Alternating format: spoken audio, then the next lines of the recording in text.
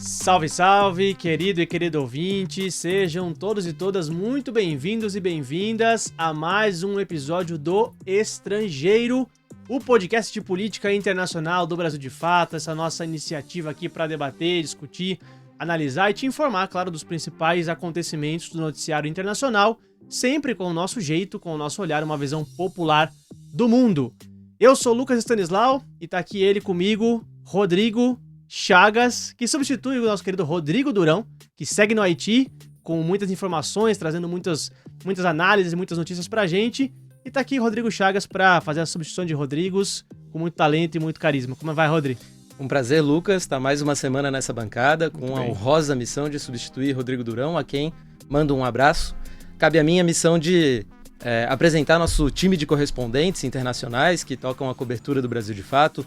Temos correspondentes na Rússia, na China, em Cuba e na Venezuela. O Estrangeiro, lembrando, gente, vai ao ar toda quarta-feira às 11 da manhã e você pode acompanhar este e outros episódios no YouTube do Brasil de Fato, no Instagram, no Facebook, no X e também nos principais tocadores de áudio. É isso, gente. Manda sua mensagem, seu comentário, sua pergunta, sua crítica, por que não, né? Vem fazer o programa com a gente, que a gente tá muito de olho na sua interação e a gente tá interessado em derrubar as fronteiras que nos separam e que separam os povos do mundo, porque esse é o espírito do estrangeiro. Hoje a gente vem com um tema urgente que diria que é quase um tema conceitual, Rodrigo, um tema tese aqui, um episódio tese do Estrangeiro que acaba atravessando aí muitos episódios, né, que a gente já fez na nossa curta, porém muito honrosa história aqui de 34 episódios, que são as sanções e os bloqueios dos Estados Unidos, né? Países do sul global aí, inúmeros bloqueados, sancionados pelas medidas unilaterais coercitivas que Washington impõe contra as economias desses países e acabam afetando aí a vida de milhões e milhões de pessoas. Claro, esse tema vem aparecendo no Estrangeiro, seja frontalmente, seja lateralmente, mas hoje a gente decidiu parar por uma hora aqui e discutir e debater esse tema que é muito urgente, não só para o Brasil, mas também para todo o sul global. E está aqui com a gente ele, que vai ajudar a gente a compreender um pouco como funcionam as sanções na prática, um nosso correspondente que vive sob sanções, que vive num país bloqueado, diretamente de Caracas, na Venezuela. A gente recebe o Lorenzo Santiago. Lorenzo, conta aí pra gente como é que tá as sanções na Venezuela. E, de fato, esse tema das sanções está muito ligado ao dólar, né? Então, eu queria já te começar fazendo essa pergunta. Como que o uso e a imposição do uso do dólar contra países como a Venezuela afeta a vida das pessoas e facilita, de alguma maneira, a aplicação de sanções dos Estados Unidos contra o mundo. Bem-vindo, Lorenzo, ao Estrangeiro. Bom dia, Lucas. Bom dia, Rodrigo. Bom dia, Miguel, que estava acompanhando a gente, que está também acompanhando a gente nessa mesa, e a todo mundo que está ouvindo o episódio do Estrangeiro. Lucas, acho que esse é um tema muito importante, um dos principais assuntos, né, que a gente já abordou de várias maneiras no Estrangeiro, né, de maneira lateral, como você bem pontuou, mas que é fundamental para a economia dos países, principalmente que estão na periferia do sistema capitalista, porque atinge diretamente a população, né? Acho que, a primeira coisa é entender como essa política, né, é feito o objetivo dessa política que principalmente é promovida pelos Estados Unidos, mas que também é uma ferramenta usada por países, pela União Europeia e por países europeus em geral. O objetivo é sufocar as economias de países em que os Estados Unidos consideram uma ameaça ou que discordam de seus governos, como é o caso da Venezuela, de Cuba, do Irã, da China e da Rússia. Então, a ferramenta principal é essa, é usar sufocar essas economias e impedir que elas tenham acesso à principal moeda de comércio estrangeiro, né, de comércio internacional, que é justamente o dólar, né? Esses países geralmente dependem da exportação de commodities para ter a entrada de dólares e assim formar suas reservas e assim conseguir comprar produtos industrializados. A partir do momento que os Estados Unidos e que esses países da União Europeia emitem essas sanções, bloqueiam esses países, o objetivo é impedir essa entrada de dólares. De que maneira? Então, no caso da Venezuela, impedindo a venda do petróleo, que é o principal produto venezuelano. A Venezuela tem reservas muito grandes de dólares em todo o mundo, e com isso, a venda desse petróleo é o principal canal de entrada de dólares no país. A partir do momento que a Venezuela perde isso, ou seja, não consegue vender petróleo no mundo, porque os Estados Unidos aplicam essas sanções contra o mercado petroleiro venezuelano e impedem outros países de comprar o petróleo venezuelano, a sua própria moeda nacional perde valor. Então, a partir do momento que tem menos dólares circulando no país, as moedas nacionais acabam perdendo valor, e isso dificulta, isso acaba sufocando toda a economia do país. Gera inflação por conta do câmbio, né, por conta dessa diminuição, dessa desvalorização das moedas locais. Você também tem um aumento do preço dos produtos por conta disso, né, por tabela, dos produtos que são importados. Então, isso gera um estresse e um sufocamento na população que tem principalmente a moeda estadunidense como base, né? Então, no caso da Venezuela, desculpa, Lu, só para concluir, isso gera até um ciclo vicioso, que é as pessoas, a partir do momento que a moeda perde valor, as pessoas correm justamente para moedas que são mais fortes, para fazer reservas em moedas que são mais fortes, como justamente o dólar. Claro. Então, um país que não tem entrada de dólares, as pessoas buscando dólar, isso leva a um ciclo de uma inflação que no ano de 2019, na Venezuela, levou à hiperinflação, né? Mas esse fenômeno também acontece nos países como Cuba, Irã, China e até a Rússia, né? Esse é o objetivo das sanções, do bloqueio econômico que os Estados Unidos promovem, né? Essa corrida desenfreada atrás de dólares a gente observa às vezes em países que acabam que às vezes nem estão sancionados, né, com países que estão altamente endividados, com organismos externos, como a Argentina, por exemplo, mas no caso dos sancionados esse é uma situação forçada, né, Rodrigo, uma situação imposta por outro país, né? A dependência do dólar. É isso. Tema presente também no estrangeiro. É isso. Lateralmente ou frontalmente em diversos capítulos, né? Exatamente. Lucas, eu queria trazer para a conversa o Miguel Stedley, historiador, doutor em História pela URGS, né? E editor do nosso Boletim em Ponto, nossa newsletter de todas as sextas-feiras aqui no Brasil de Fato. Miguel, eu queria te fazer uma pergunta justamente para colocar uma perspectiva histórica nessa questão dos bloqueios econômicos, das sanções. Quem foi que inventou os bloqueios? Como é que começa essa história das sanções, né? Pensando nessa perspectiva de punição a adversários políticos, é possível traçar um panorama histórico, definir um marco de origem dos bloqueios? Olá, Rodrigo. Olá, Lucas, Gonzalo, Lua, que está aí nas picapes. Bom estar de volta à bancada do estrangeiro.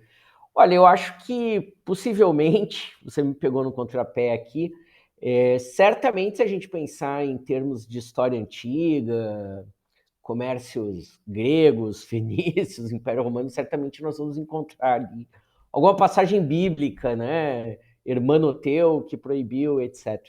Mas acho que a grande referência importante para o nosso debate aqui é pensar na Carta da ONU, na Carta das Nações Unidas, né? Se a gente pensar, o mundo em que a gente vive, ele, ou pelo menos uma boa parte dos últimos anos, né, ele foi organizado a partir do sistema ONU, do sistema da Organização das Nações Unidas, e financeiramente pelo sistema de Bretton Woods, né, que vai colocar o dólar nesse patamar que o Gonzalo falava, e que vai, a partir dele, desdobrar outras ferramentas, que nem o SWIFT, Banco Mundial, Fundo Monetário, etc. Acho que a gente pode ter essa referência histórica aí da reorganização do mundo capitalista pós as duas grandes guerras, né, como uma referência. Por que isso é importante? Porque na Carta da ONU teve um intenso debate sobre esse tema das sanções e dessa possibilidade, como é que você controla estados beligerantes, né? Estava pensando num sentido contrário e não nesse que nós estamos discutindo aqui, de como, na verdade, os Estados Unidos acabam punindo ou perseguindo determinados países que são o que eles consideram hostis a eles, né? Mas a Carta da ONU prevê as sanções, e a ONU só utilizou as sanções 3 vezes em sua trajetória. Assim, integralmente contra a Rodésia, que era um Estado racista, né? Usou parcialmente contra o Iraque nos anos 2000 e contra a Iugoslávia, no período da Guerra Civil. Então, só que ao mesmo tempo que a Carta da ONU prevê as sanções e diz que só o Conselho Nacional de Segurança pode reivindicar e impor essas sanções, a gente tem paralelo a isso os Estados Unidos usando unilateralmente sanções contra mais de 40 países. Então, quem inventou a sanção não saberia te dizer exatamente. Agora, quem utiliza em excesso e de forma completamente desumana e desproporcional e à margem da lei e da Carta da ONU é os Estados Unidos, sem dúvida nenhuma. Claro. Agora, Miguel, aproveitando até esses elementos específicos da Venezuela que o Lorenzo trouxe para a gente, e pensando nesses exemplos históricos que você traz, né, tanto das sanções que a ONU, como instância multilateral, aplicou, mas também sanções unilaterais, né, aplicadas pelos Estados Unidos, dá para a gente traçar algum paralelo entre essas experiências? Penso aqui, além da Venezuela, as sanções, o bloqueio contra Cuba, né, que pode talvez me parecer o mais próximo aí do exemplo venezuelano, mas também casos como as sanções contra o Irã, contra a Coreia do Norte, contra a Rússia, contra a China. Há paralelos? Há um ponto comum entre elas? O que tem em comum é que todas são nações que têm alguma tentativa de soberania e que, portanto, desagradam os Estados Unidos, porque a principal ferramenta de sanção, como o Gonzalo mencionou, é o dólar. Agora, você pode usar isso de diferentes formas, né? E é interessante que a gente está conversando sobre isso, quer dizer, o que a gente tem agora nesse início do mês de julho, né? Ao mesmo tempo em que o Trump acentuou, agravou as sanções contra Cuba, inclusive retrocedendo algumas medidas que o Biden havia tomado. E aí a gente tem, por exemplo, a proibição total de cidadãos norte-americanos, estadunidenses, fazerem turismo em Cuba. Por exemplo, esse é um tipo de... ou você proibir empresas de realizarem... Quer dizer, os Estados Unidos não apenas proíbe empresas americanas de negociarem com Cuba, por exemplo, mas proíbe empresas de outras nacionalidades a terem relações com Cuba sob risco de serem, enfim, boicotadas, bloqueadas, de terem seus negócios suspensos, né? E ao mesmo tempo que a gente tem esse endurecimento com Cuba, o que a gente tem? O afrouxamento das sanções contra a Síria. Primeiro foi a Inglaterra, que já havia feito, né? Depois a União Europeia e agora o governo Trump anunciou o relaxamento de uma série, porque eles atingiram, depois de 14 anos de sanções, o objetivo que era a mudança do regime na Síria, né? E o custo para a sociedade foi imenso. A Síria era um país, antes das sanções, com uma certa autossuficiência do ponto de vista agrícola, energético, do ponto de vista da produção de petróleo, etc., que mergulhou com as sanções uma profunda guerra civil, que, obviamente, independente de derrubar ou não o regime, ele tem sua população, né, que é sempre quem mais...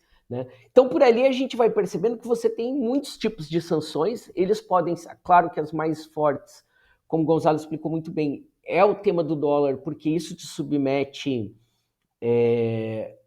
essas variações e não precisa ser um governo necessariamente hostil. Eu estava ouvindo, né, o Rodrigo Lucas conversando, por exemplo, se a gente pensar, não tem nada a ver com os Estados Unidos diretamente, mas para a gente pensar o estrago do dólar.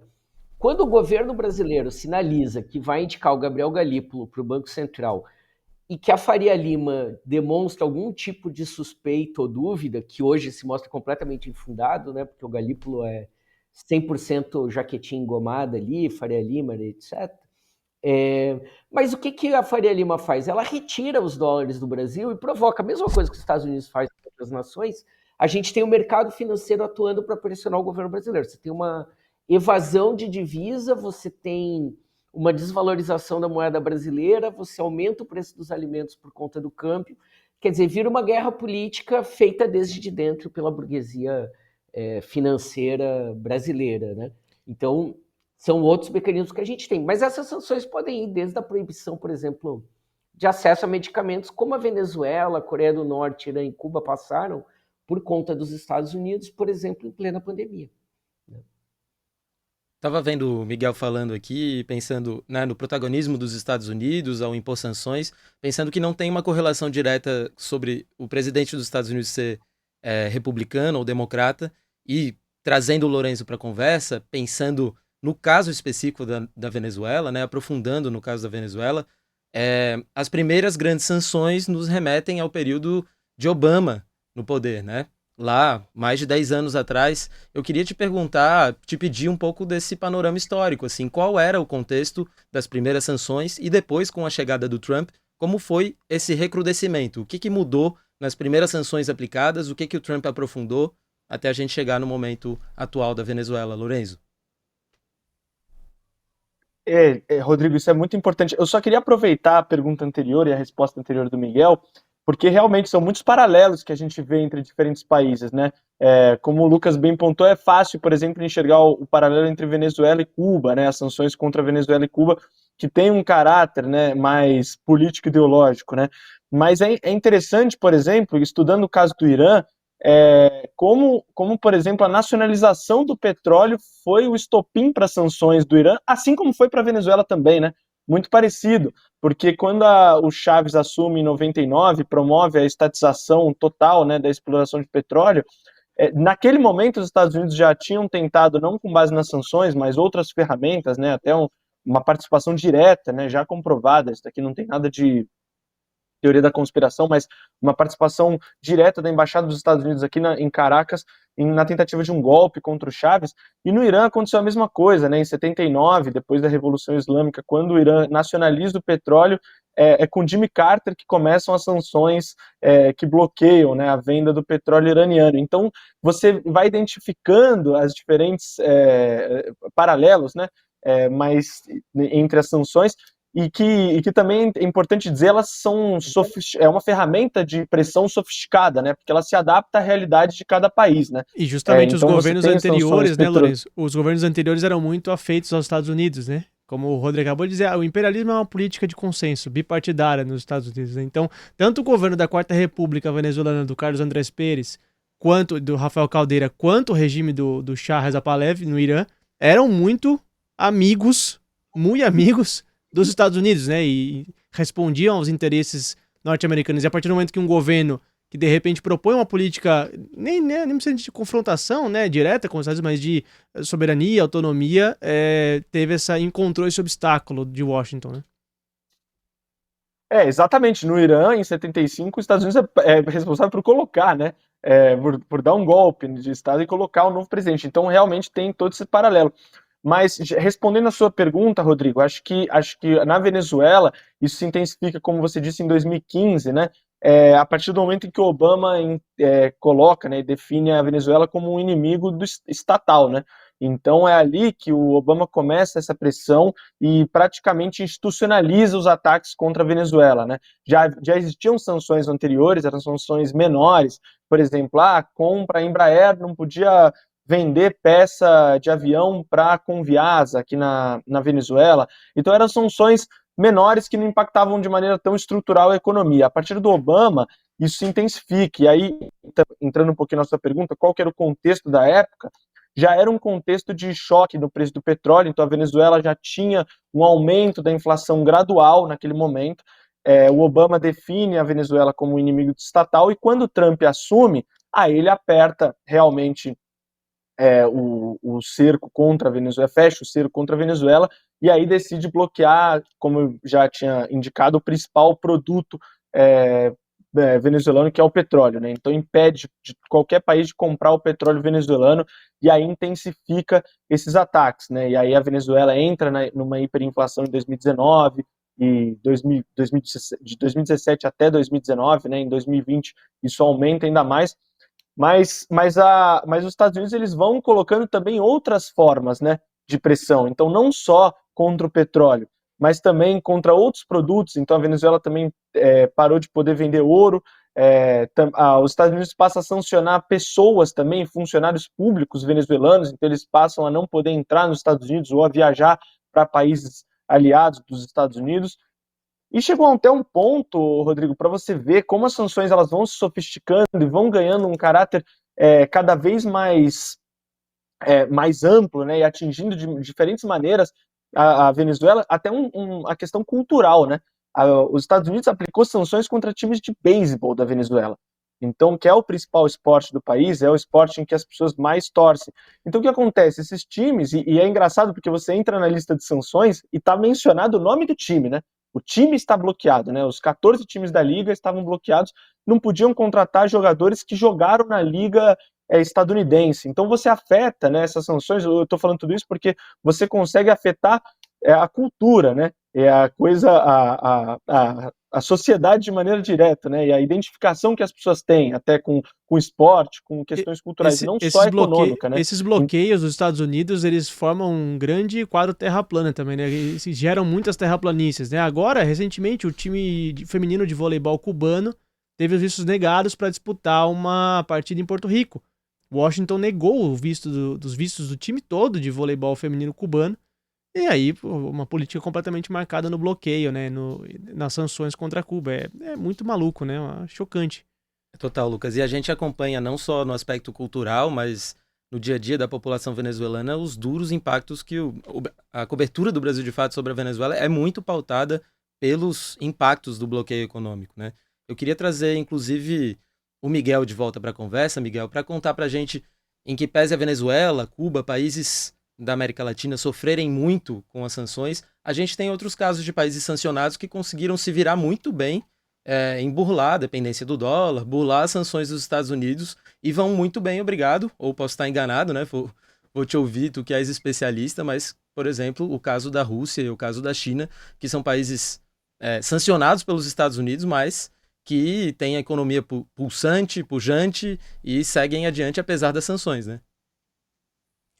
Eu acho que, voltando um pouco antes, Rodrigo, também para contribuir com tudo isso que nós estamos falando, junto com o Lourenço, enfim, também a gente percebeu o seguinte, os Estados Unidos, eles sempre, de alguma maneira, tiveram sanções, né? A gente vê as sanções a Cuba tem mais de 50 anos, enfim, mas eu acho que a grande virada de chave vem em 2001 com a história do 11 de setembro, porque a partir daí você usa a guerra ao terror como justificativa, inclusive para mudar as regras do SWIFT e começar a usar esse sistema financeiro que é de transação para utilizar esse tipo de bloqueios, como que o Lourenço mencionou, de, por exemplo, apreensão de ouro, né, de contas, seja de pessoas físicas, seja de pessoas jurídicas, seja do próprio Estado. Então, também o discurso da guerra contra o terrorismo, né, por exemplo, a inclusão de Cuba na lista dos países terroristas ou de financiamento,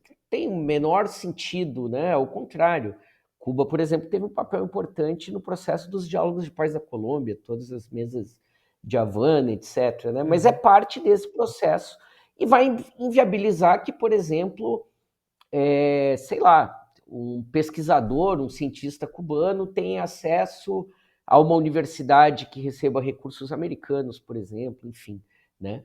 Normalmente, o histórico que a gente tem é de que as sanções são muito efetivas em gerar essa série de problemas, desde hiperinflação, desvalorização da moeda, dificuldades, né, escassez de produtos, de praticamente, quando você tem o comércio mundial baseado no dólar, né, você não ter acesso ao dólar e você não ter outras ferramentas, esse é o grande debate que o BRICS deveria estar fazendo e não vai fazer por conta da posição brasileira e da Índia de não confrontar com os Estados Unidos, etc. Mas você não tem muita alternativa, né?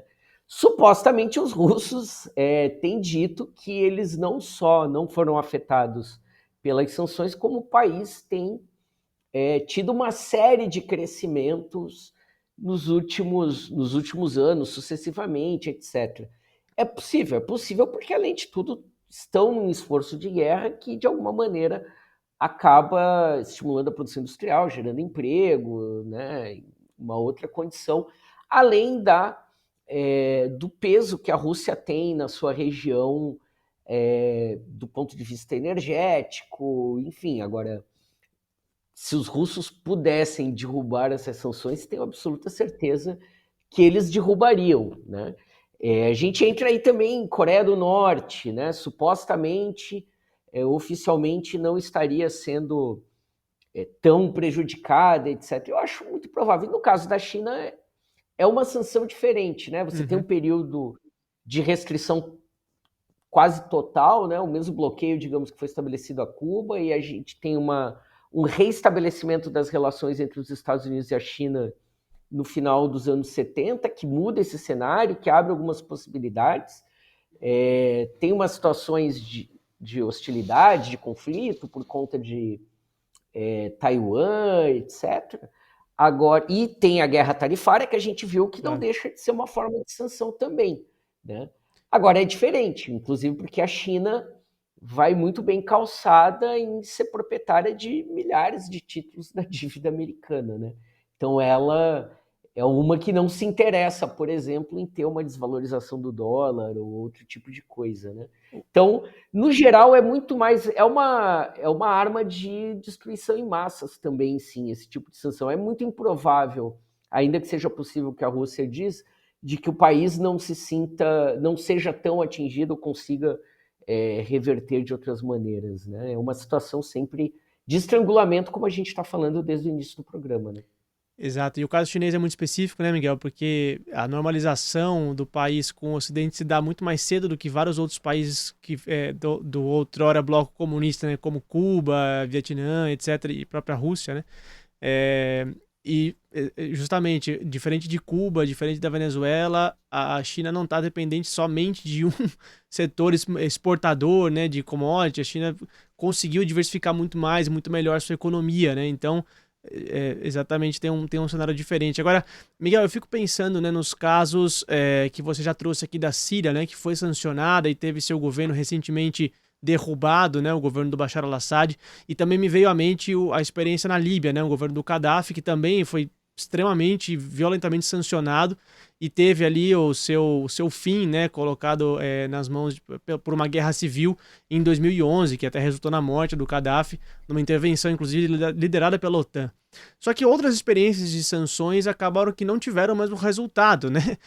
A gente tinha ali no começo do governo Trump uma expectativa de que o governo Maduro cairia em semanas, não foi o que aconteceu. A gente tinha a expectativa de que nos anos 60 o governo revolucionário cubano cairia também em meses, principalmente em anos, né? Que seria a invasão de Playa Girón, né, a Batalha da Baía dos Porcos, que aconteceu em 61, e que também não resultou na derrota do governo cubano. E outra experiência, poderia continuar aqui, Rússia, Irã, China. De fato, as sanções não são uma estratégia, se a gente analisa sob esse ponto de vista, não são uma estratégia muito efetiva, né? Elas, na verdade, causam só sofrimento nas populações locais e acabam que não resultam efetivamente em mudanças de regime nesses países, né? Olha, não necessariamente. É como eu estava dizendo, a gente tem uma capacidade maior dos Estados Unidos de usar esses recursos econômicos como as sanções a partir de 2001, da Guerra do Terror, né? Então, claro, ainda que Cuba se mantenha, né, desde 59, etc., a gente teria que estimar aí quais são os custos humanos, né? Se a gente pensa assim, olha, tudo que Cuba já produziu para a humanidade do ponto de vista de saúde, de cultura, enfim, né, o quanto que Cuba poderia ter... Bom, é só a gente pensar que Cuba desenvolveu 2 vacinas contra o Covid e o Brasil não desenvolveu nenhuma, né? Exato. Então, imagina se nesses 50 anos a sociedade, o povo cubano, tivesse acesso a outras coisas simples aqui A gente não pode esquecer que é uma ilha que não tem condições naturais, né, para a geração de energia elétrica, por exemplo, então fica muito dependente do petróleo, né? Essa possibilidade de energia solar é uma coisa que a gente tem aí há menos de 5 anos, de barateamento de placas, etc. Então, se a gente pensar o quanto que isso, para além do ponto de vista econômico, do ponto de vista humano e social, o quanto que isso atrasou a sociedade cubana e, de certa forma, o mundo que poderia ser beneficiado, né? A Venezuela resistiu, né? Mas tem sido penoso também esse processo, né? O Lorenzo pode, de novo, detalhar mais do que é. Você tem momentos de estabilidade, você tem uma mudança do governo em buscar autossustentação, incentivar projetos de agricultura, etc. Agora, é indiscutível que você tem um momento de choque e escassez que isso coloca. Olha os fluxos migratórios que a gente tem da Venezuela para o resto do continente, por exemplo. Exato. Para pensar, né? Então, os governos podem resistir baseados em muitos elementos, sejam suas commodities, como a Venezuela, o Irã e a Rússia, seja subjetivamente, né, pelos valores morais, pela conquista da Revolução Socialista como em Cuba, etc. Agora, isso, indiscutivelmente, ele vai também cansando, vai exaurindo, né? Como é o caso que eu mencionei da Síria. Você pode levar aí 16, 15 anos e acaba levando uma situação, um grau de precariedade, né? Que também torna um pouco insustentável, né? Se a gente pensar em Cuba, eu fico imaginando que tem um momento que, cara, é bloqueio, é furacão, etc. Que é um momento em que também a população... Você não pode tomar a precariedade como único padrão de vida, né? Então também Exato. Isso sempre é um risco, né? A pandemia que fechou o turismo e afetou enormemente a economia cubana, que depende muito do turismo, né? Agora, o exemplo venezuelano é chocante, assim, porque em menos de um ano o país deixou de produzir 3 milhões de barris de petróleo por dia a produzir 300 mil. Perdeu 99% da arrecadação em dólares. Então é como se você recebesse $1.000 num mês e no outro mês recebesse $1. O grau de crise assim, a qual foi submetido o país é muito chocante. Eu fico me perguntando por que o mundo não se reúne para condenar as sanções unilaterais, né? Porque todo ano a ONU vota contra o bloqueio cubano, uma votação que só é boicotada, só é rechaçada por Estados Unidos e Israel, né?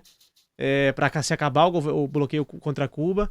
Fico me perguntando por que o planeta não se reúne para condenar com mais firmeza, né, as sanções unilaterais. Mesmo organismos mais novos, como o BRICS, né? Tema do nosso último programa. Exatamente, que abarca aí países sancionados, né? Exatamente. Mas quem também abarca países sancionados, Rodrigo, é o Brasil de fato. Nós temos correspondentes em vários países que sofrem com sanções. Venezuela, Cuba, Rússia e China, estrategicamente colocados ali para dar esse panorama do sul global. E você pode acompanhar a cobertura todas dos nossos correspondentes no nosso site, claro, e receber diretamente na sua caixa de e-mail toda semana a nossa newsletter, a famosa newsletter do Brasil de Fato. Acessando brasildefato.com.br/boletim, você se inscreve, é de graça, não paga nada, e recebe toda semana no seu e-mail notícias fresquinhas dos 4 cantos do planeta, aí, dos 4 países onde a gente tem correspondente, e também, claro, do resto de toda a cobertura do Brasil de Fato no Brasil e no mundo. Então acessa lá brasildefato.com.br/boletim, se inscreve, é de graça, gostoso demais, e garanto que você vai adorar. Diz aí, Rodri. Lucas, eu queria só estender o convite também para o nosso público assinar a newsletter Boletim Ponto, muito bom, editada brilhantemente pelo Miguel. Já é sobre política nacional, né? Política caseira, mas na minha opinião, a melhor newsletter que tem circulando por aí sobre... Para quem não consegue acompanhar de perto os acontecimentos da semana, é impressionante o trabalho do Miguel. Seguramente. Todas as semanas aqui no Brasil de Fato. É isso mesmo. Gente, para começar nosso segundo bloco, eu queria trazer um pouco da experiência pessoal de Lorenzo e Lucas, né? Descer um pouco a história dos bloqueios, das sanções. No caso da Venezuela, no dia a dia da população, né? Cada um atravessou momentos diferentes dos impactos desse bloqueio morando em Caracas, né? Lucas, para quem não sabe, gente, foi nosso correspondente em Caracas por 2 anos, né, Lucas? 2 anos. Por 2 anos. Nós, Brasil de Fato, que temos correspondente em Caracas desde o início, desde a fundação do Brasil de Fato, praticamente, né? Então acompanhamos muito de perto todos os impactos dessas sanções econômicas, mas eu queria trazer um pouco para o dia a dia da população, impactos no cotidiano, o que as pessoas deixam de fazer no seu dia a dia por conta das sanções, um pouco da provocação também que o Miguel acaba de fazer pro Lorenzo, né? Do tipo, e aí, no dia a dia, gente, cidadão comum venezuelano, o que as sanções impactam na vida dessas pessoas? Eu tive a primeira vez, Rodrigo, na Venezuela antes de viver lá, porque quando eu fui viver lá eu peguei o país um pouco numa recuperação econômica já ali, apostando em métodos alternativos de driblar as sanções e de crescer a economia para além do petróleo, né? Então ali tinha se livrado um pouco já do controle cambial, que gerava um pouco, sob sanções, gerava um pouco algumas aberrações na economia, né? Então, a primeira vez que eu cheguei no país ali pelos anos de 2018, 2019, eu me lembro até uma passagem meio anedótica ali, meio quase em termos de perestroika, né? Em termos de hiperinflação, eu indo comprar um hambúrguer, assim, tendo que levar dinheiro vivo, porque não tinha conta em banco, 3 pilhas de dinheiro, assim, mais ou menos dessa altura, para comprar um hambúrguer e uma Coca-Cola. Então, assim, era... o nível de hiperinflação que o país vivia gerava essas aberrações, né? Justamente porque o país não tinha acesso a divisas, não tinha acesso a dólares e a moeda nacional foi às alturas, né? Explodiu. Então, ali você, imagina tendo o dinheiro para poder comprar o hambúrguer, as pessoas dificilmente tinham acesso às coisas. Né? Então, de fato, uma escassez muito grande, porque a Venezuela, sendo um país rentista petroleiro, importava a maior parte das coisas, principalmente a comida. Então, ali, quando você corta a receita, né, do petróleo, você corta a possibilidade do país importar comida, então faltou muita coisa, de fato. E as pessoas ali tendo que se virar, e você já faltando no mercado legal, você cria um mercado ilegal quase instantaneamente, né, com gente ali se aproveitando de especulação, se aproveitando da fragilidade da população. Então, de fato, foi um período bem duro ali, né? A partir de 2019, que é quando o Trump, de fato, torce a faca, né, e começa a chamada política de pressão máxima, asfixiando totalmente ali as sanções, apertando muitas sanções contra a indústria petroleira. A economia do país degringola e isso afetou diariamente a vida das pessoas de comprar a arepa, que é o pãozinho de cada dia do venezuelano, o arroz, o feijão, a proteína. De fato, ali você teve um período bem complicado. Agora, Lucas, tendo a experiência de Cuba anteriormente, a Venezuela não demorou demais para tentar um plano de diversificação da economia, para ser autossuficiente, por exemplo, na produção de alimentos, que é algo que está sendo mirado agora? Justamente, isso estava colocado ali durante os governos Chaves, né? Havia tentativas de incentivo à agricultura local, havia tentativas de estímulo à agricultura nacional, mas é isso, é uma coisa que o próprio ex-presidente Hugo Chávez dizia, né? Ele teve que lidar em quase 15 anos de governo, né? 13 anos mais ou menos, 14 anos de governo, com um déficit de quase 100 anos de rentismo e indústria petroleira, né? Então é isso. O rentismo é, de fato, uma doença, né? Tem o caso da doença holandesa, que aí a gente está entrando já um pouco no conceito econômico da discussão, que o Celso Furtado, economista brasileiro, ia chamar de subdesenvolvimento com abundância de divisas, né? É um conceito econômico que ele traz que, de fato, a Venezuela é subdesenvolvida com abundância de dólares vindo da indústria petroleira, mas que de fato não conseguem se industrializar, não conseguem diversificar sua economia, e foi uma doença que aplacou o país durante 100 anos e que 15 anos de governo chavista não pôde, não conseguiu superar esse déficit de industrialização, de expansão agrícola, e de fato, quando veio a crise, e o Washington sabendo disso, né, sabendo da fragilidade do país, pôde ali de fato torcer a faca e, aliado com pressões políticas da extrema-direita dentro do país, quase derrubou o governo Maduro. Eu, durante a correspondência lá, cobri algumas tentativas de golpe de Estado, alguns momentos de tensão, e de fato a ideia, o plano era esse. E quando passo o bastão para Lourenço, que me substituiu lá no posto, né? O Lourenço pode falar até melhor. O clima do país deu uma acalmada, tanto do ponto de vista político, né? Depois de várias derrotas da extrema-direita, né, Lourenço? Mas também do ponto de vista econômico, porque de fato o país começou a buscar em outras alternativas, em outras frentes, a receita, né? Arrecadação em dólares. Então, zonas econômicas especiais, parcerias com China, com Irã, que talvez o Lourenço possa explicar um pouco mais, que são agora as apostas do governo Maduro para esse próximo período, né? Exatamente, Lucas. Acho que o primeiro ponto que ajudou a aliviar a economia venezuelana foi justamente as licenças, né? A permissão dos Estados Unidos de vender petróleo para algumas empresas específicas, né? Isso ajudou a estabilizar um pouco a economia, para você ver como as próprias sanções elas são perversas nesse sentido, né? Como os Estados Unidos e a Casa Branca são perversos nesse sentido. Eles impõem as sanções, gera uma crise econômica, né? Como o Rodrigo falou, esse estrangulamento mesmo, esse sufocamento da população, da economia das pessoas, né? Que leva, consequentemente, a muitos problemas na vida das pessoas, e depois vai apresentando algumas licenças, vai afrouxando essas sanções. Então, quando eu cheguei aqui, o cenário era de bastante, né? De relativa estabilidade. Então, você tinha pelo menos o câmbio estável, né? $1 durante o ano passado quase inteiro custou 36 bolívares de maneira constante.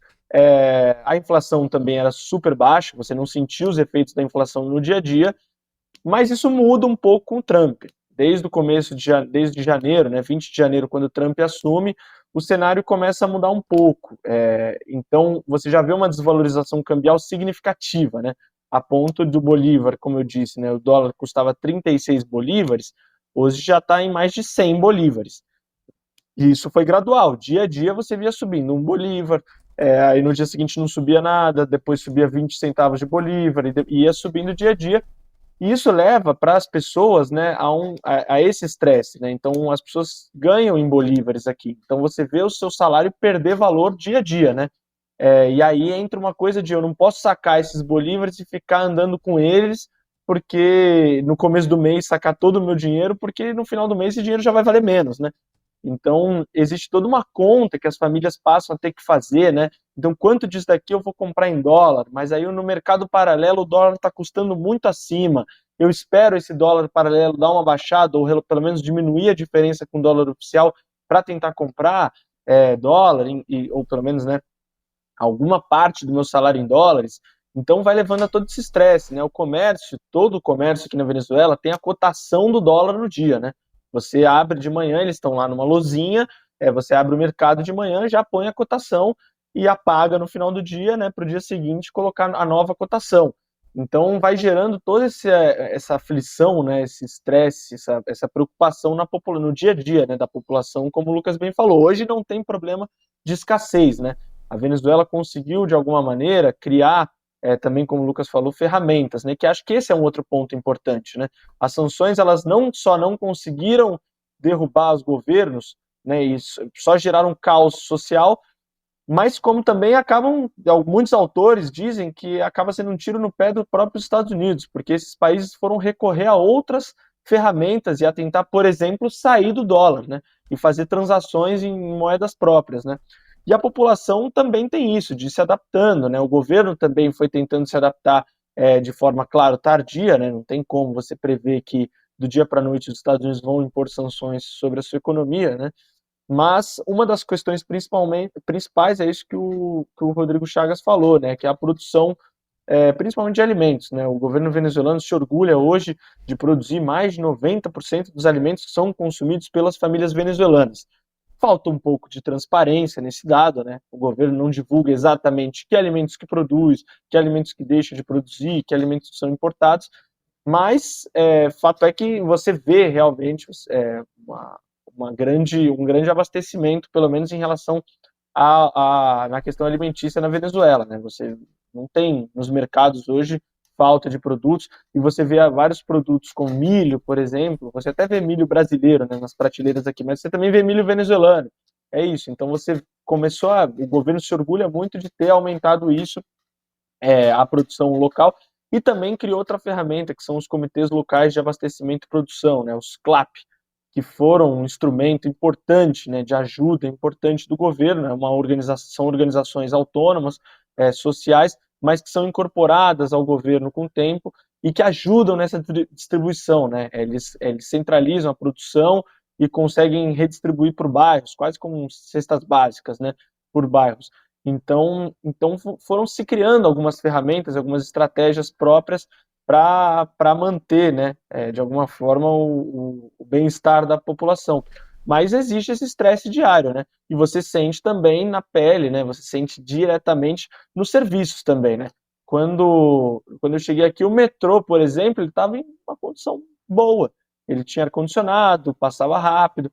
Conforme o Trump assumiu, é claro, não dá para ligar uma coisa direta à outra, mas é curioso como você começa a ver, por exemplo, mais trens, uma frequência maior de trens sem ar-condicionado, uma demora um pouco maior. Nos hospitais falam as mesmas coisas, que você sente um pouco que as filas aumentam, que alguns serviços, como tirar raio-x, né, um serviço básico, começa a ficar mais específico para um ou outro hospital. Então, tem esses efeitos que são sentidos de maneira direta na população, né? Não dá para atrelar uma coisa direta às sanções do Trump. Mas, pelo menos, é curioso você ver como esses serviços básicos também vão mudando conforme essa política vai apertando, né? Contra a Venezuela e a população venezuelana. Eu não cheguei a conhecer a Venezuela na época do Chávez, mas muitos venezuelanos me contavam que durante os governos Chávez, quando coexistiram o governo Chávez na Venezuela e o governo Lula no Brasil, a parceria econômica era muito forte, muito pujante, mercados brasileiros inundavam, produtos brasileiros inundavam o mercado venezuelano, né? Inclusive, perus de Natal, da famosa marca brasileira, estava indo para lá, e o pessoal falava que o Natal venezuelano ficou marcado pela pelo Peru brasileiro, assim, era uma coisa até meio anedótica, meio engraçada, assim, e depois, de fato, na minha época, um ou outro só produto brasileiro que você encontrava no mercado venezuelano. Em compensação, outros produtos de creme de leite turco, muito Macarrão árabe. macarrão iraniano, sabonete. Nossa, eu comprei muito sabonete iraniano, sabonete turco. Então você via a tentativa de outros, né, abrindo outros mercados, outras produções.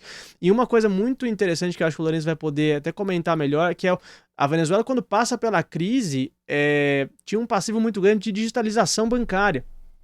E as pessoas pagavam muito em dinheiro, em efetivo, em dinheiro vivo.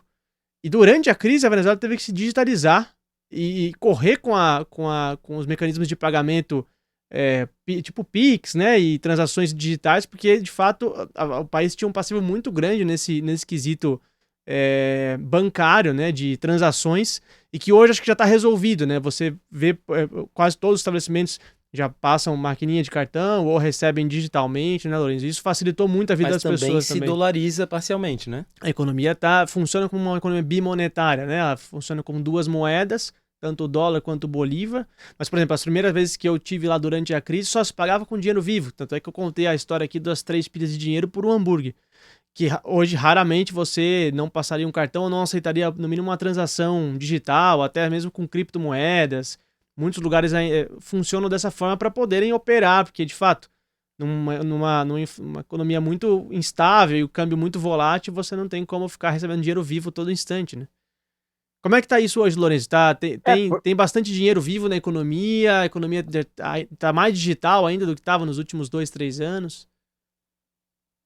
Eu sinto que o dinheiro vivo ele é muito mais presente aqui do que no Brasil, por exemplo. Acho que no Brasil já existe uma digitalização ampla, as pessoas dificilmente andam com cédula, né, na carteira. Aqui ainda tem bastante, mas como você bem pontuou, né, é difícil, conforme a Venezuela entrou, né, nesses ciclos de crise cambial, é difícil as pessoas ficarem com moeda de maneira, né, prática até para o dia a dia. É isso, se você for comprar agora, hoje, com a moeda quase 110, o dólar custando quase 110 bolívares, que é quase 3 vezes o valor de quando eu cheguei aqui, é isso, para você comprar um hambúrguer, você vai ter que usar quase 30 notas, né, de bolívares, 30, 40 notas de bolívar. Então, realmente não é nada prático você ficar carregando bolívar, e hoje sim a digitalização ela é ampla, né? As pessoas em geral usam o pago móvel, que é o equivalente ao Pix, né? Ele é muito parecido com o sistema de Pix, você dá um dado ou outro a mais, né? Você coloca lá o telefone da pessoa, a cédula, né, o documento da pessoa, e faz a transação na hora, né? E cai na hora o dinheiro. Então, realmente, a digitalização foi muito amplificada, né? Quase todos os bancos hoje têm aplicativos e usam, né, essa ferramenta de transação instantânea no dia a dia. Mas ainda é uma economia que usa bastante, né, o dinheiro, como aqui fala, né, o dinheiro em efetivo, né, as cédulas, né? E também tem essa curiosidade, né? Você paga algo em dólar, você recebe o seu troco metade em dólar e metade em bolívar, né? A pessoa ainda pergunta se pode dar o troco em Pix, né? No equivalente ao Pix aqui. Então é uma economia também que depende bastante da emissão da moeda, assim como da emissão da cédula, né? Dos bancos imprimirem o dinheiro mesmo e de botarem o dólar para circular, porque você faz menos poupança em dólar de maneira digital, né? Os bancos eles limitam as transações em dólar no dia a dia, né? Justamente por essa escassez de dólar. Você não consegue comprar o quanto você quiser em dólar no banco todo dia. Ele limita a um valor de $50, alguns bancos $100, mas então as pessoas ainda recorrem a comprar o dólar no mercado, né? E deixar guardado o dólar na tua casa, né? Então existe toda essa complexidade no dia a dia das pessoas, né? Que elas têm que ficar pensando muito em como vão comprar a própria moeda, né? Comprar o dólar ou como vão gastar o salário, né? Se vai ser de maneira digital, se vai ser de maneira física, enfim. Gente, e sempre importante situar que o Brasil não é um país bloqueado, mas muitos desses problemas de precariedade descritos por vocês dois, né, enfrentados na última década pelo povo venezuelano, também são enfrentados pela população brasileira, né? Uhum. Então, assim, as sanções agravam um cenário de um país pobre, né? De uma população pobre, mas o capitalismo gera esse tipo de ausência de serviços públicos, de precariedade na vida das pessoas, em todos os países, né? Com certeza. Agora, Lucas, eu tô desde o começo do programa pensando em fazer uma pergunta mais conceitual pro Miguel. Acho que a gente tem um tempinho aqui até o fim. E eu queria trazer o Miguel de volta para a conversa. Te perguntar, Miguel, se as sanções econômicas se inserem num contexto mais amplo de guerras híbridas. Se elas são uma das armas de guerras híbridas, eu queria aproveitar que a gente está tendo aqui um programa mais conceitual, né? Tendo uma aula sobre sanções unilaterais, e te pedir para explicar para o nosso público, para nós mesmos, esse conceito de guerras híbridas e como as sanções econômicas se inserem nele. O conceito de guerras híbridas ele já teve mais famoso, né? Já esteve mais na moda, assim, circulando, mas é uma ideia que foi gestada principalmente na academia russa, né? De que você tem a combinação, a ação dos Estados Unidos, né? Contra países que eles consideram, que eles classificam como hostis, em que você combina a guerra convencional, num segundo estágio, né? Ou seja, exércitos formais, enfim, invasões militares, com métodos não convencionais para desestabilizar o país. A ideia, na verdade, é que você não precisa chegar na guerra convencional e possa desestabilizar através dessas... aí tem várias técnicas, né? As revoluções coloridas, como foi usado na Ucrânia, há quem enquadre aí a Primavera Árabe, né? E aí você tem uma ferramenta, o lawfare, né? O uso do poder judiciário para perseguir, como a gente viu com Lula, com a Cristina Kirchner, mas mesmo no golpe no Paraguai, em Honduras, etc. E aí as sanções econômicas, de fato, elas têm um papel importante dentro dessas guerras híbridas, né? Dentro da tarefa de você criar uma instabilidade em que a própria população seja responsável por derrubar o regime e os Estados Unidos não precisem assumir o ônus por essa mudança, ou seja, não precisa ir para a guerra convencional. Então, esse tipo de sanção, ele é fundamental para criar, né? Antes, no bloco anterior, o Lucas lembrou dos países que resistiram, mas a gente vai contabilizando aí também os que não resistiram tanto, né? Ou os que não tiveram a mesma sorte. Isso é bem importante também para a gente pensar um outro tema que está em alta em função dos BRICS, cúpula dos BRICS, etc. Mas é que a gente não consegue pensar, Lourenço e o Lucas mencionaram isso, de, países que vão estabelecer comércio com outras moedas, etc. Mas não é só a gente fazer opção por trocar de moeda para mudar ou para superar, tirar o dólar do centro da economia, sabe?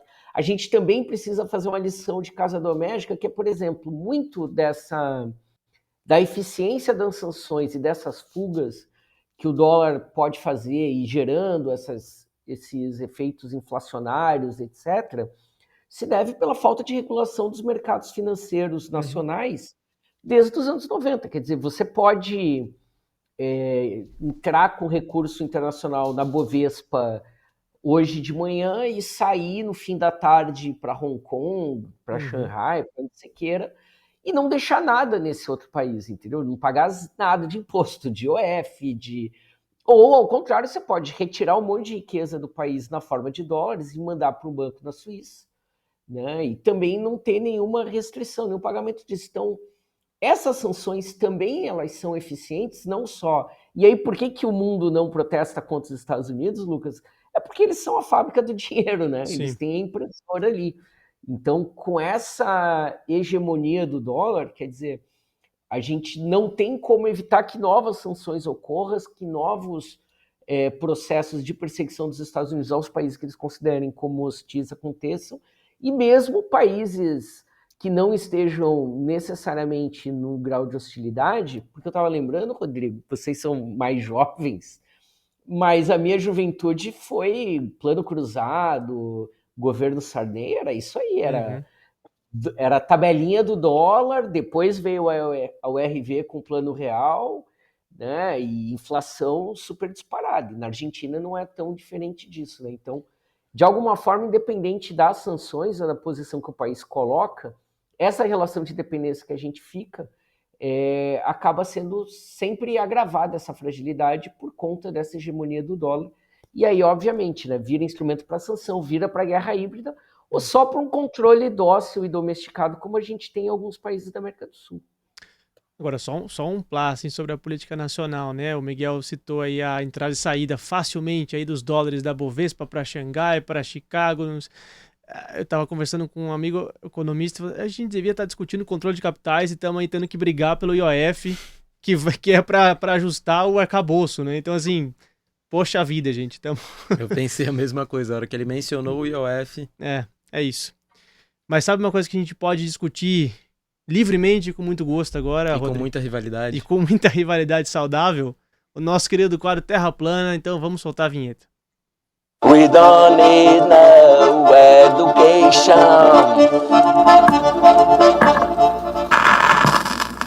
A Terra é plana. Então tá bom.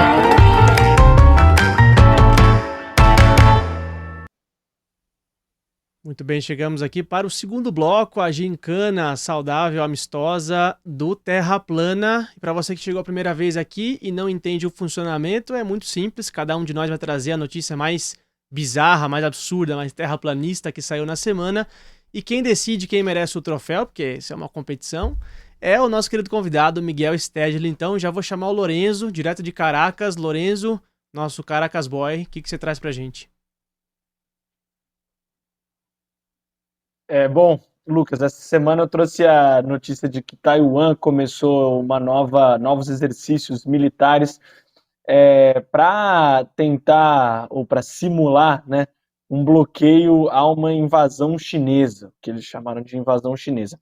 É importante dizer que esse exercício ele é realizado anualmente, né, ele não é extraordinário, mas eu acho terraplanista essa ideia de que Taiwan tem que estar constantemente com o alerta ligado para se defender de uma possível invasão chinesa que até agora não se demonstrou nem se efetivou na prática, né? É difícil você ver qualquer ofensiva chinesa contra Taiwan nesse momento. É claro que a China tem a política de um só país, né, de considerar Taiwan como parte inalienável do seu território. Existe essa disputa histórica e os Estados Unidos também exercem pressão nesse sentido, né, de tentar cavar e tentar buscar e promover ali uma independentização de Taiwan, mas me pareceu terraplanista chamar, né, os exercícios militares de Taiwan de uma defesa contra uma invasão chinesa, né, ou para se proteger, de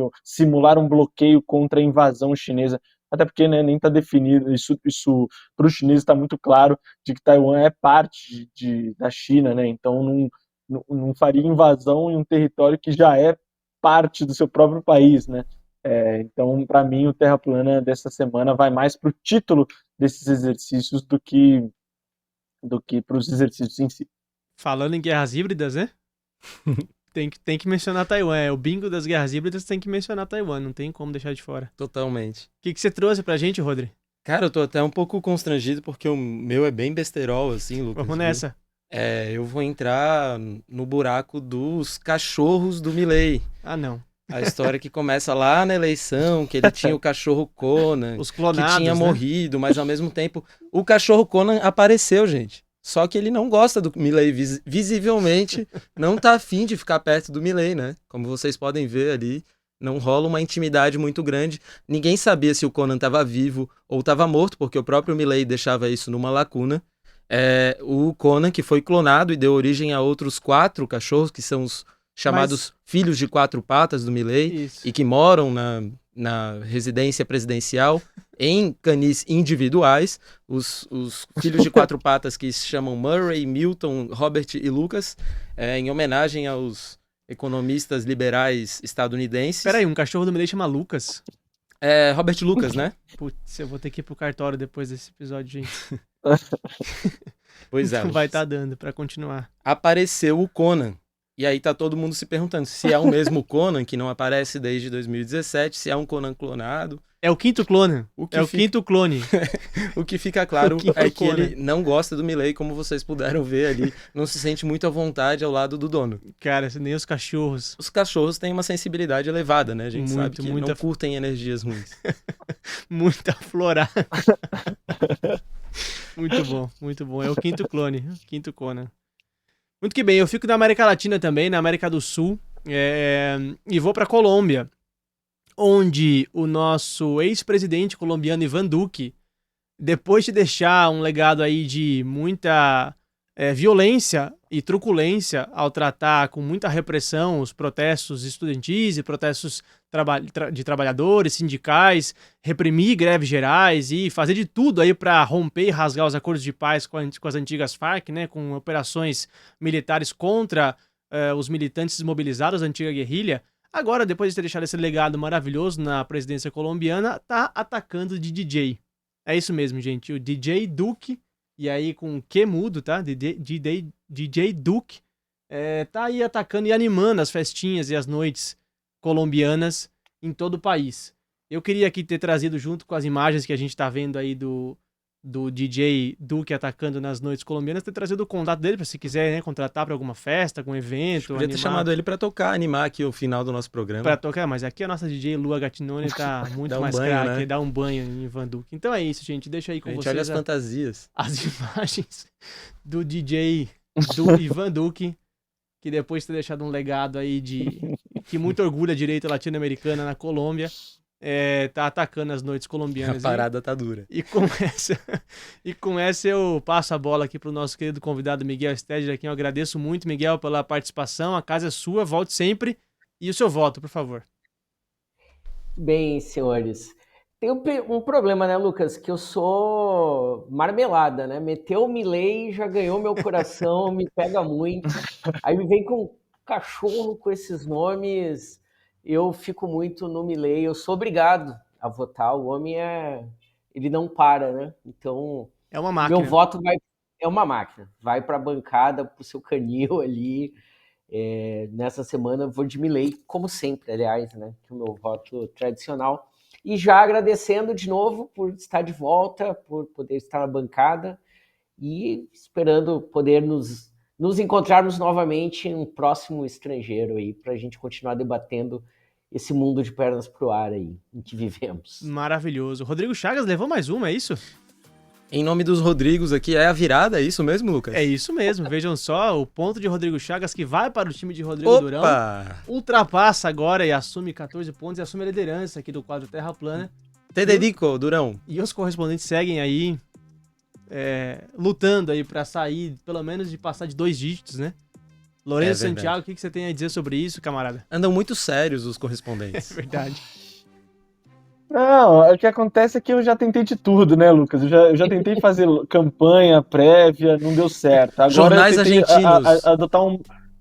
eu tentei adotar um modo mais tímido, não deu certo. Tentei botar o Milei várias vezes, não dá certo. Então, assim, eu não sei mais o que eu faço. Só deu certo com a Bárbara. Talvez se a gente trouxer a Bárbara de novo para um programa, eu ganho alguma, né? Mas eu já, meu Deus, desisti de fazer campanha já pelo Lucas e Lourenço, queria agradecer ao Miguel, não só pela aula que deu aqui para nós hoje, mas também pelo voto. Obrigado, Miguel. A virada. Vocês estão muito populistas, gente. Vocês estão fazendo lobbies aí ao vivo e a cores, não dá, né? Muito bem, Lourenço Mas Santiago. pelo menos não adianta, né, Lucas? É isso. Muito obrigado, camarada. E traga notícias aí da situação venezuelana e sul-americana também. Um grande abraço, Lucas. Um grande abraço pro Rodrigo, pro Miguel também, apesar de tudo, e a todo mundo que acompanhou aí mais um episódio do Estrangeiro. A gente fica... Até a próxima. Rodrigo, segundo episódio juntos, é isso? É isso aí. Obrigadão, cara. Tá demais. E diz pra gente aí quem é que faz o Estrangeiro. O Estrangeiro é apresentado por mim, Rodrigo Chagas, e pelo Lucas Stanislau, meu companheiro de bancada.